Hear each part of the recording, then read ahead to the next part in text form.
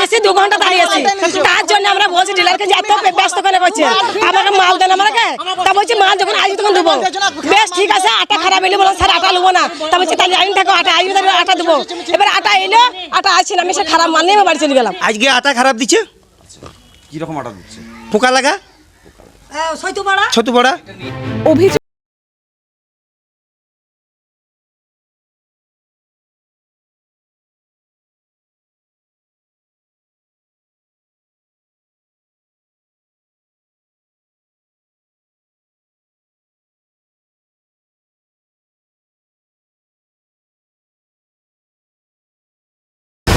কিরণের আটা এলো, এক সপ্তাহ মাল দিতে শুধু আটা খারাপ নিয়ে চলে আসছি।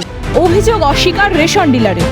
যে আটা সেই আটাই আছে, ব্লক অফিসে খারাপ দিতে পাল্টে দিবে। আমার কোনো পাল্টানোর কোনো গল্পই নাই, চাল আটা কোনো গল্পই নাই পাল্টা। ওই হয়তো লরিতে একটু পানি লেগেছিলো, সেটা একটু লেগেছিলো, পড়েছিল হয়তো লরির ধারে বস্তায় যেমন পড়লে রোজ বৃষ্টি হচ্ছে। আমাকে একটা গভর্নমেন্ট মাল দিতে দিয়েছে, সেটা ভরতপুরের 12 তারিখ থেকে মাল দিচ্ছি 19 তারিখ, এখানে 19 তারিখ থেকে আবার স্টার্টিং করেছি, আজকে 24 তারিখ।